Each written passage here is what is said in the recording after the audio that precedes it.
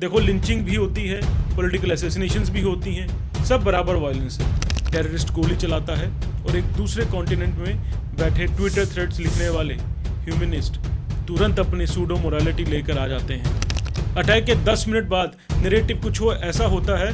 Violence तो universal है, lynching भी गलत है, पॉलिटिकल असैसिनेशंस भी होते हैं। So why focus only on terrorism?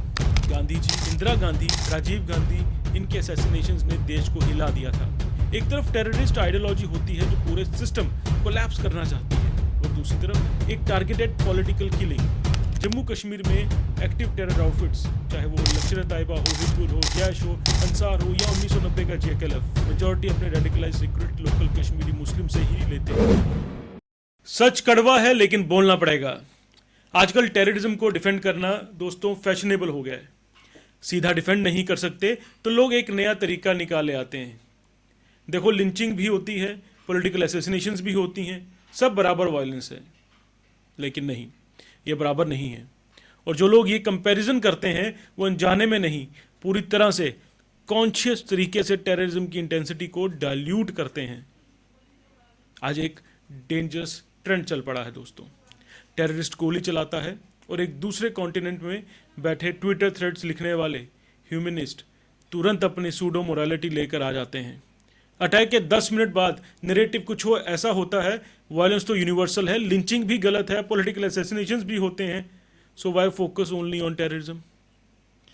ये सवाल दिखता न्यूट्रल है, पर असल में ये टेररिज्म के इम्पैक्ट को मिनिमाइज करने की सबसे मॉडर्न स्ट्रेटजी है और सबसे खतरनाक बात। ये नैरेटिव आम लोग नहीं चला रहे, ये वो लोग चला रहे हैं जो अपने आप को एजुकेटेड, लॉजिकल, प्रोग्रेसिव और रैशनल कहते हैं।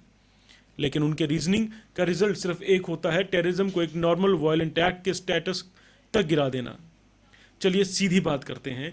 टेररिज्म कोई इंपल्सिव गुस्सा नहीं होता, कोई लोकलाइज्ड मॉब का फ्लेयर अप नहीं होता, कोई एक स्पेसिफिक व्यक्ति के खिलाफ बदले की कहानी नहीं होती। टेररिज्म एक ऑर्गेनाइज्ड साइकोलॉजिकल वारफेयर होता है दोस्तों।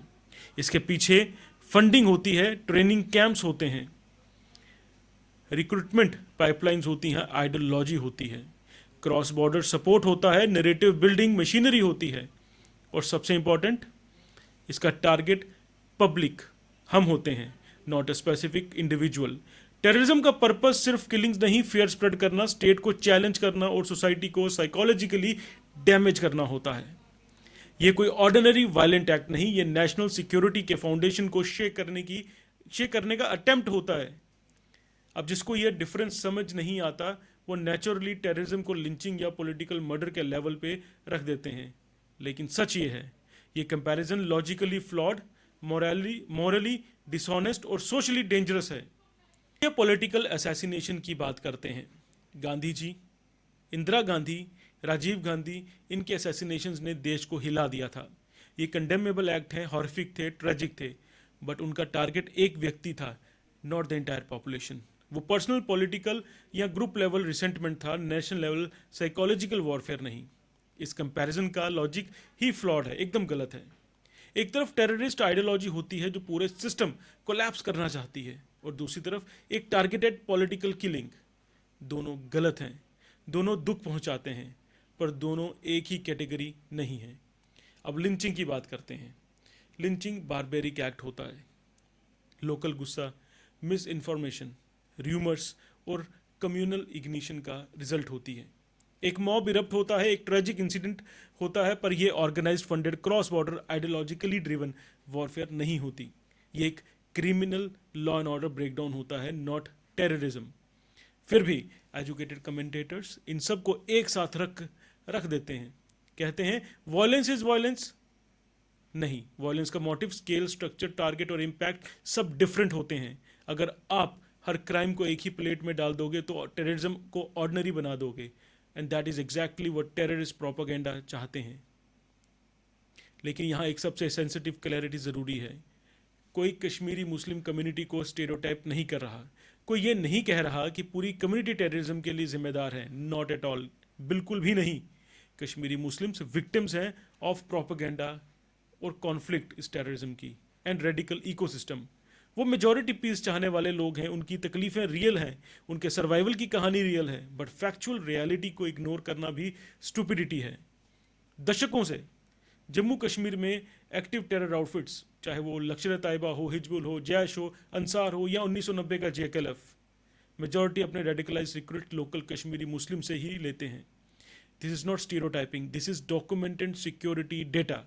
इसका मतलब ये नहीं कि कम्युनिटी, पूरी कम्युनिटी टेररिस्ट है। इसका मतलब ये है कि रेडिकलाइजेशन इकोसिस्टम लोकल था, कम्युनिटी नहीं। इसीलिए सोल्यूशन कम्युनिटी को ब्लेम करना नहीं, deradicalisation campaigns, youth engagements, rehabilitations, narrative resistance और साइकोलॉजिकल इंसुलेशन है। लेकिन प्रॉब्लम वो लोग क्रिएट करते हैं जो हर टेरर अटैक के बाद नैरेटिव को डिस्टॉर्ट कर देते हैं।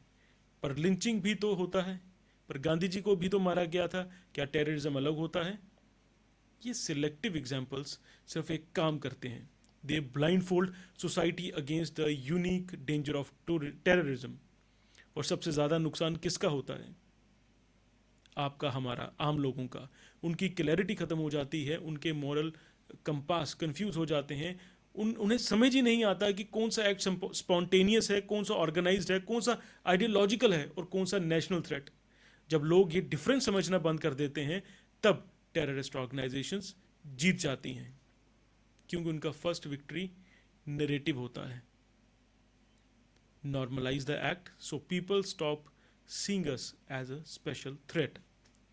और वो एग्जैक्टली यही चाहते हैं और यही हो रहा है।